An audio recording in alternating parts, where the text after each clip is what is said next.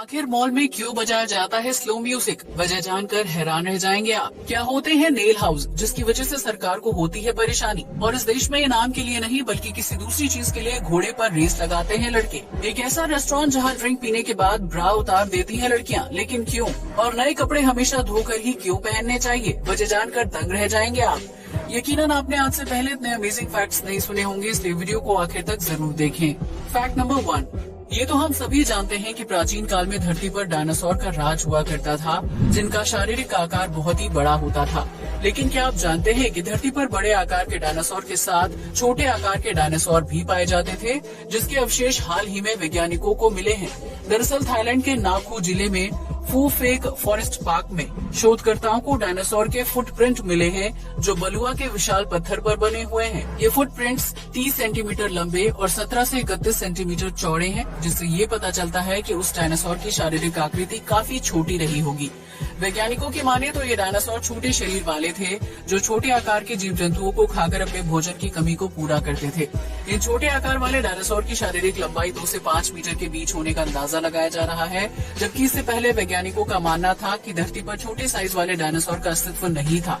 ये footprint 140 million साल पुराने बताए जा रहे हैं, जिन्हें संरक्षित करने के लिए पार्क की घेराबंदी कर दी गई है। हालांकि इन फुटप्रिंट्स को देखने के लिए थाईलैंड के स्थानीय नागरिक काफी ज्यादा उत्साहित हैं, जो बड़ी संख्या में वन्य पार्क में पहुंच रहे हैं। लेकिन अभी आम लोगों को डायनासोर के फुटप्रिंट देखने की अनुमति नहीं है, क्योंकि वैज्ञानिकों को डर है कि लोगों के संपर्क में आने की वजह से दुनिया के सबसे छोटे डायनासोर के अवशेष हमेशा के लिए गायब हो सकते हैं। फैक्ट नंबर 2, यूँ तो दुनिया में एक से बढ़कर एक खूबसूरत वाटरफॉल्स हैं, जिन्हें देखने के लिए पर्यटक लंबी दूरी की यात्रा करते हैं। लेकिन क्या आप जानते हैं कि हमारे देश में एक ऐसा झरना भी है जिसका पानी जमीन में नीचे की तरफ नहीं गिरता है? जी हाँ, आपने बिल्कुल सही सुना। इस झरने पर ग्रेविटी का कोई नियम काम नहीं करता है, जिसकी वजह से उसके पानी की एक भी बूंद जमीन को टच नहीं करती है। ये झरना मुंबई से 120 किलोमीटर दूर कोल्हापुर जिले के नाने घाट में है, जो हरे भरे सह्याद्री पहाड़ और जंगल के बीचों बीच है। इस झरने का पानी इतनी तेज रफ्तार के साथ नीचे गिरता है, लेकिन तेज हवाओं के चलते पानी नीचे के बजाय ऊपर की तरफ उड़ जाता है। इसी वजह से झरने का पानी कभी भी जमीन को टच नहीं कर पाता है, क्योंकि तेज हवाओं की वजह से पानी की दिशा बदल जाती है और वो ऊपर पहाड़ की तरफ उड़ने लगता है। इस अनोखे झरने को देखने के लिए दूर दूर से पर्यटक यहाँ पहुँचते हैं, लेकिन इस झरने के नजदीक जाना काफी खतरनाक साबित हो सकता है, इसलिए पर्यटकों को झरने के नजदीक जाने की इजाजत नहीं है। वो लोग दूर से ही उल्टी दिशा में बह रहे झरने को देख सकते हैं और आसपास के खूबसूरत नजारे का लुत्फ उठा सकते हैं। वहीं मानसून के मौसम में इस झरने का नजारा देखने का अलग ही मजा है, जिससे जुड़ी विभिन्न वीडियोस सोशल मीडिया पर वायरल होती रहती हैं। फैक्ट नंबर 3, दुनिया के कई देशों में इस वक्त कड़ाके की सर्दी पड़ रही है, जबकि कुछ इलाके बर्फ की सफेद चादर के नीचे दबे हुए हैं। सर्दी से बचने के लिए लोग गर्म कपड़ों की कई लेयर्स पहनते हैं, जबकि कुछ लोग दिन भर धूप और आग के सामने बैठे रहते हैं। लेकिन क्या आप जानते हैं कि इस दुनिया में एक ऐसा शख्स भी है जिसे बर्फ और ठंडे मौसम से कुछ खास फर्क नहीं पड़ता है? दरअसल विम हॉफ नाम के इस शख्स को आइसमैन के नाम से भी जाना जाता है, जिनके ऊपर ठंडे मौसम और बर्फीली हवाओं का कोई असर नहीं होता है। वे -डिग्री के तापमान में भी बिना कपड़ों के बर्फ में घंटों तक बैठ सकते हैं, जबकि वो पोलर सर्किल में बर्फीले पानी में डुबकी लगाकर नहाना पसंद करते हैं। विम हॉफ के शरीर पर ठंडे मौसम और बर्फ का कोई असर नहीं होता है, बल्कि उन्होंने अपने शरीर को इतना ठोस बना लिया है कि वो -डिग्री के तापमान को बिना कपड़े पहने आसानी से सहन कर सकते हैं। बर्फीले पानी में तैरने और -डिग्री के तापमान में नंगे बदन 21 किलोमीटर की दौड़ लगाने की वजह से विम हॉफ का नाम Guinness book of world record में भी दर्ज किया जा चुका है, जो 41 साल की उम्र में बिल्कुल फिट हैं। विम हॉफ का कहना है कि उन्होंने योग और ध्यान की मदद से अपने शरीर और दिमाग को काबू करना सीख लिया है, जिसकी वजह से उनके शरीर पर सर्दी और बर्फीली हवाओं का कोई असर नहीं होता है। हैरानी की बात यह है कि बर्फीले मौसम में नंगे बदन रहने के बावजूद भी विम हॉफ कभी बीमार नहीं पड़ते हैं, यहाँ तक कि उन्हें सर्दी जुकाम जैसी परेशानी का सामना भी नहीं करना पड़ता है। फैक्ट नंबर 4, रात के समय आसमान में टिमटिमाते हुए तारे और चमचमाते हुए चांद को देखने का अपना अलग ही मजा है, जिसके ऊपर ना जाने कितने ही गाने और शायरी लिखी जा चुकी हैं। लेकिन जरा सोचिए, अगर आपको रात के समय आसमान में चांद और सितारे ना दिखाई दे तो क्या होगा, और आपकी रात सिर्फ 40 मिनट में खत्म हो जाए तो आपकी नींद कैसे पूरी होगी? हम ऐसा इसलिए बोल रहे हैं क्योंकि इस दुनिया में एक ऐसा देश भी है जहाँ रात सिर्फ 40 मिनट के लिए होती है। इस देश का नाम नॉर्वे है, जहाँ मई से जुलाई महीने के बीच लगभग 76 दिन तक सिर्फ 40 मिनट की रात होती है। दरअसल नॉर्वे आर्कटिक सर्किल में है, जिसकी वजह से यहाँ रात को 12:43 पर सूरज डूबता है और फिर ठीक 40 मिनट बाद 1:30 पर सूरज दोबारा से उग जाता है। इस वजह से नॉर्वे को कंट्री ऑफ मिडनाइट सन के नाम से जाना जाता है, जहाँ 2.5 महीने तक सिर्फ 40 मिनट के लिए ही अंधेरा होता है और बाकी पूरा दिन आसमान में सूरज की रोशनी टिमटिमाते हुए दिखाई देती है। हालांकि दिन के 24 घंटे धूप होने के बावजूद भी नॉर्वे में काफी ज्यादा सर्दी रहती है, जहाँ पूरे साल भर बर्फबारी होती है और यहाँ चारों तरफ बर्फ से ढके ग्लेशियर ही देखने को मिलते हैं। फैक्ट नंबर 5, आमतौर पर जब कोई महिला बार या क्लब में जाती है तो वहाँ वो ड्रिंक एंजॉय करने के बाद बिल देकर घर वापस आ जाती है। लेकिन क्या आप जानते हैं कि दुनिया में एक ऐसा बार भी है जहां ड्रिंक लेने के बाद महिलाओं को अपनी ब्रा छोड़कर जाना पड़ता है? जी हाँ, आपने बिल्कुल सही सुना। इस अजीबोगरीब बार का नाम कोयोटे अगली है, जो न्यूयॉर्क शहर में है। इस बार में महिला कस्टमर्स की संख्या ज्यादा रहती है, जो ड्रिंक पीने के बाद अपनी ब्रा छोड़कर चली जाती हैं। इस बार में ब्रा छोड़ने का कोई नियम नहीं है, लेकिन फिर भी महिलाएं इस काम को करना पसंद करती हैं। दरअसल इस बार में एक फिल्म की शूटिंग हुई थी, जिसके बाद ये बार आम लोगों के बीच काफी ज्यादा मशहूर हो गया था। कभी कभी महिलाएं ज्यादा ड्रिंक कर लेती थी, जिसके बाद वो वॉशरूम में अपनी ब्रा छोड़कर चली जाती थी। बार के मालिक महिलाओं द्वारा छोड़ी गई ब्रा को डोनेट कर देते थे, लेकिन इसके बाद बार में महिलाओं का ब्रा छोड़कर जाने का एक ट्रेंड ही शुरू हो गया।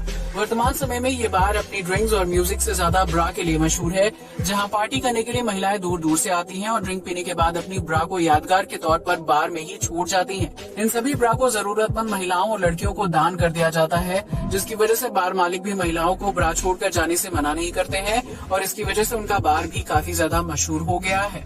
फैक्ट नंबर 6, ये तो हम सभी जानते हैं कि शुरुआती दौर में आदि मानव गुफाओं में रहा करते थे, जो उनके लिए उनका घर हुआ करता था।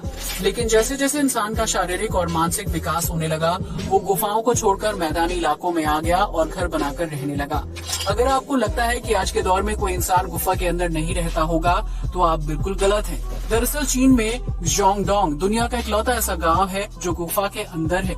इस गाँव में गुफा के अंदर लोग छोटे छोटे घर बनाकर रहते हैं, जिनकी संख्या 100 के आसपास है। ये विशालकाय गुफा स्थानीय लोगों को तेज बारिश और आंधी तूफान से सुरक्षा देती है, जिसकी वजह से उनके कच्चे मकान प्राकृतिक आपदा की वजह से बर्बाद होने से बच जाते हैं।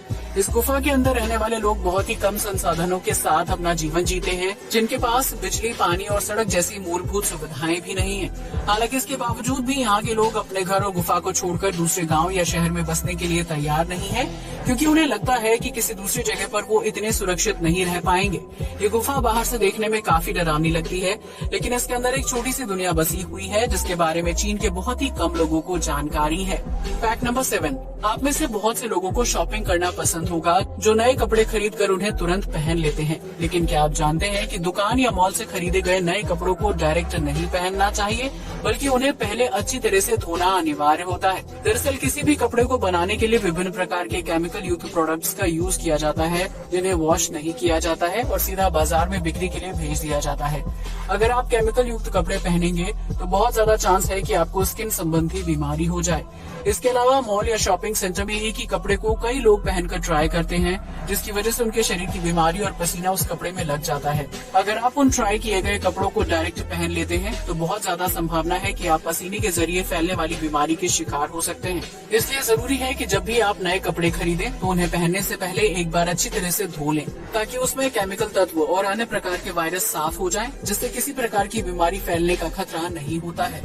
फैक्ट नंबर 8, आज तक आपने एक से बढ़कर एक आलीशान घरों के बारे में सुना होगा, जिनकी कीमत लाखों करोड़ों रुपए में होती है। लेकिन क्या आपने कभी नेल हाउस के बारे में सुना है, जिसकी तादाद चीन में काफी ज्यादा है? अगर नहीं तो हम आपको बता दें कि ये ऐसे घर होते हैं जिनके मालिक किसी भी कीमत पर अपने घर को बेचने के लिए तैयार नहीं होते हैं, फिर चाहे उनके घर के पास से सड़क गुजरे या फिर एयरपोर्ट। चीन के गुआंगडोंग शहर में एक ऐसा ही नेल हाउस है, जिसे खाली करवाने के लिए सरकार और प्रशासनिक अधिकारियों ने एड़ी चोटी का दम लगा दिया था।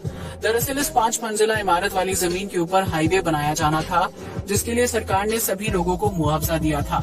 लेकिन इस घर के मालिक ने अपनी जमीन सरकार को देने से इनकार कर दिया था और उसने अपना घर भी खाली नहीं किया, जबकि सरकार ने घर के मालिक को जमीन के बदले लाखों रुपए का मुआवजा देने का ऐलान किया था। लेकिन जब घर का मालिक अपनी जिद पर अड़ा रहा तो सरकार ने भी हाईवे बनाने का काम शुरू कर दिया और इस 5 मंजिला इमारत के दोनों तरफ सड़क बना दी। इस नेल हाउस के दोनों तरफ हाईवे है, जहां से रोजाना सैकड़ों गाड़ियां गुजरती हैं और इस घर में रहने वाले व्यक्ति को गाड़ियों का शोर सुनने पर मजबूर होना पड़ता है। हालांकि वर्तमान समय में हाईवे के बीचों बीच खड़ा ये नेल हाउस पर्यटन का मुख्य केंद्र बन चुका है, जहां हाईवे से गुजरने वाले लोग ठहर कर इस घर का दीदार करते हैं। Fact number 9। वैसे तो दुनिया भर में मौज मस्ती के लिए विभिन्न प्रकार के खेल खेले जाते हैं, जिसमें लड़के और लड़कियां जमकर हिस्सा लेते हैं। लेकिन क्या आपने कभी ऐसे खेल के बारे में सुना है जिसमें लड़के किस करने के लिए लड़कियों का पीछा करते हैं? दरअसल इस खेल को कैशकू के नाम से जाना जाता है, जिसका हिंदी में मतलब लड़की का पीछा करना होता है। ये खेल चीन के विभिन्न इलाकों में खेला जाता है, जिसमें लड़का और लड़की अलग अलग घोड़े पर सवार होकर रेस लगाते हैं। इस दौरान लड़के को लड़की के बराबर आने की कोशिश करनी होती है ताकि वो उसे किस कर सके। अगर लड़का ऐसा करने में कामयाब हो जाता है तो उसे लड़की को किस करने के साथ उससे दोस्ती करने का मौका मिल जाता है। लेकिन अगर लड़का फिनिशिंग लाइन तक पहुंचने से पहले लड़की को किस नहीं कर पाता है तो उस स्थिति में लड़की चाबुक से लड़के की जमकर पिटाई कर देती है। वैसे तो इस खेल का मकसद सिर्फ मनोरंजन करना होता है, लेकिन चीन के युवा इस खेल के जरिए एक दूसरे से दोस्ती करते हैं ताकि उन्हें शादी के लिए अपना मनपसंद पार्टनर मिल सके। Fact number 10। दुनिया के लगभग सभी बड़े शहरों में मॉल होते हैं, जहां आम नागरिक शॉपिंग करने के साथ साथ मनोरंजन और खाने पीने का लुत्फ उठा सकते हैं। आपने भी कभी न कभी इस बात को नोटिस किया होगा कि मॉल में हर वक्त गाने बजते रहते हैं, जिनका म्यूजिक काफी स्लो होता है। लेकिन क्या आप जानते हैं कि मॉल में गाने क्यों बजाए जाते हैं और इसके पीछे क्या वजह छिपी हुई है? अगर नहीं तो हम आपको बता दें कि ये म्यूजिक ग्राहक का ध्यान आकर्षित करने के मकसद से बजाया जाता है। दरअसल मॉल में लगातार गाना सुनने की वजह से ग्राहक का मन शांत हो जाता है और वो दुकानों में चीजों को ध्यान से देखता है, जिसकी वजह से ग्राहक के उन चीजों को खरीदने के चांस बढ़ जाते हैं। इसके अलावा स्लो म्यूजिक बजने की वजह से आदमी के चलने की रफ्तार कम हो जाती है और वो म्यूजिक को फॉलो करते हुए शॉपिंग करने लगता है, जिसकी वजह से मॉल की बिक्री बढ़ जाती है। इसके अलावा गाना सुनते हुए शॉपिंग करने से ग्राहक बोर भी नहीं होता है, जिसकी वजह से अकेला व्यक्ति भी मॉल में अच्छा वक्त व्यतीत कर सकता है। मॉल में आम लोगों की प्राइवेसी का खास ख्याल रखा जाता है, इसलिए स्लो म्यूजिक की वजह से एक ग्राहक का ध्यान आसानी से दूसरे ग्राहक पर नहीं जाता है और वो सभी अपने हिसाब से शॉपिंग करते हैं। इन सभी बातों का ख्याल रखते हुए मॉल में स्लो म्यूजिक बजाया जाता है, जो ग्राहकों के साथ साथ मॉल में काम करने वाले कर्मचारियों को सकारात्मक ऊर्जा भी देता है और उन्हें बोर होने से बचाता है।